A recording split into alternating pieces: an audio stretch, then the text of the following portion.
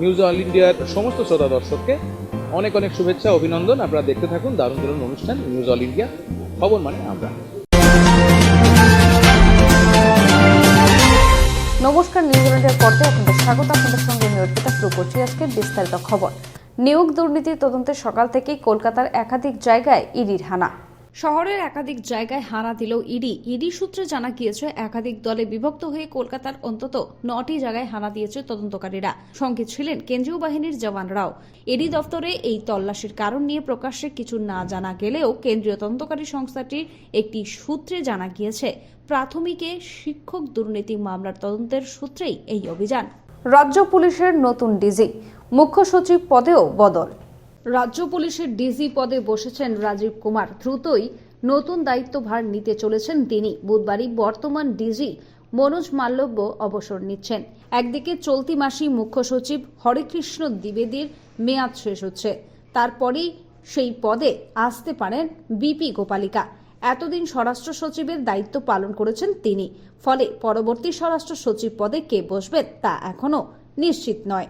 রাজ্যে নতুন মুখ্য সচিব এবং নতুন ডিজিকে নিয়ে কি প্রতিক্রিয়া দিলেন দিলীপ ঘোষ, শুনব।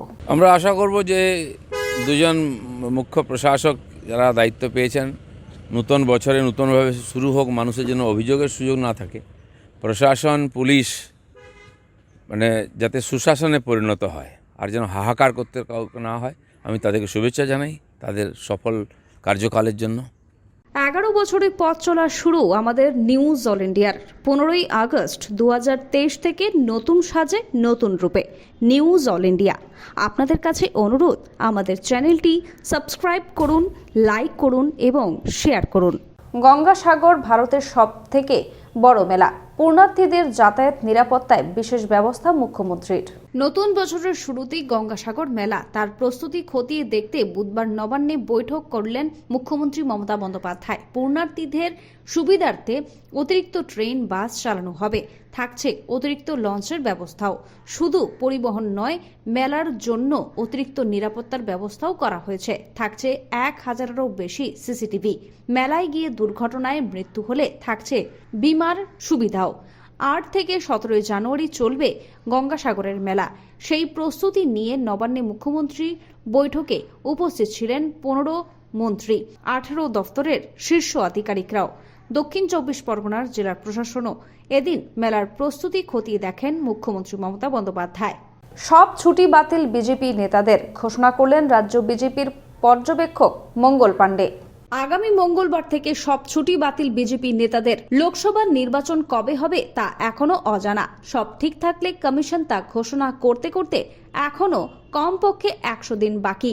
তার আগে বিজেপি নেতাদের ছুটি বাতিলের ঘোষণা। রাজ্য বিজেপির পর্যবেক্ষক মঙ্গল পাণ্ডে বুধবার একটি বৈঠকে ঘোষণা করলেন আগামী বুধবার থেকে সকলের সব রকমের ছুটি বাতিল। ছুটি পাওয়া যাবে সেই ভোট গণনার পরে। বিজেপি সূত্রে জানা গিয়েছে রাজ্য স্তরের তো বটেই, জেলা নেতাদের উদ্দেশ্যেও একই কথা বললেন মঙ্গল পাণ্ডে। বুধবার সন্ধ্যায় ইন্ডিয়ান কাউন্সিল ফর কালচারাল রিলেশনসে হওয়া বিজেপির বৈঠকে মঙ্গল পাণ্ডে আরও বললেন, এখন যাদের যা ছুটি নেওয়ার রয়েছে নিয়ে নিন।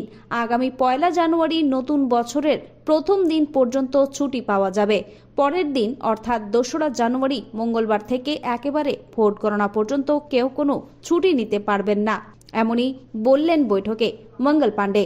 বাড়ছে কোভিড রোগীর সংখ্যা, চলছে উৎসবের রেকর্ড জমায়েত। কোভিডের নতুন উপপ্রজাতি JN1 এর সন্ধান এখনো এই শহরে মেলেনি বলেই রাজ্য স্বাস্থ্য দপ্তর সূত্রে খবর। কিন্তু বাড়ছে বিভিন্ন হাসপাতালে করোনা আক্রান্তের সংখ্যা, বাড়ছে আইসিইউতে রোগীও। এরই মধ্যে বড়দিনে লক্ষ লক্ষ মানুষের জমায়েতের রেকর্ড গড়েছে এই শহরে। সামনেই বর্ষবরণ, যাকে ঘিরে ফের উন্মাদনার আশঙ্কা করা হচ্ছে। এই পরিস্থিতিতে প্রশ্ন উঠেছে, এখনো JN1 এর থাবা এ রাজ্যে বসেনি বলেই কি এতটা অসতর্ক থাকতে পারছেন সাধারণ মানুষ?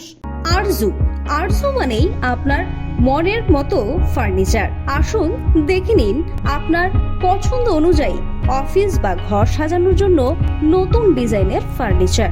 ডিজাইনেবল সোফা, আলমারি, ড্রেসিং টেবিল, অফিসের জন্য রকমারি চেয়ারের সাথে দোলনা, বিভিন্ন রকম ডিজাইনেবল ফার্নিচার। তাহলে আর দেরি না করে চলে আসুন আরজুতে। 74 Rajdanga Gold Park, Kolkata 700107।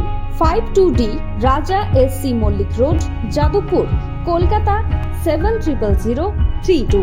Phone number 8100472255, 8240411427। আজ শনিবারের দেশের খবরে। লোকসভার আগে মাথায় হাত কংগ্রেসের। ইডির চার্জশিটে প্রিয়াঙ্কা গান্ধীর নাম। ইডির চার্জশিটে এবার প্রিয়াঙ্কা গান্ধীর নাম। আর্থিক প্রতারণা মামলার ইডির রেডারে কংগ্রেস নেত্রী প্রিয়াঙ্কা গান্ধী। প্রথমবার আর্থিক প্রতারণা মামলার চার্জশিটে প্রিয়াঙ্কা গান্ধীর নাম উল্লেখ করল এনফোর্সমেন্ট ডিরেক্টরেট। প্রিয়াঙ্কা গান্ধীর স্বামীর নামও রয়েছে ইডির চার্জশিটে।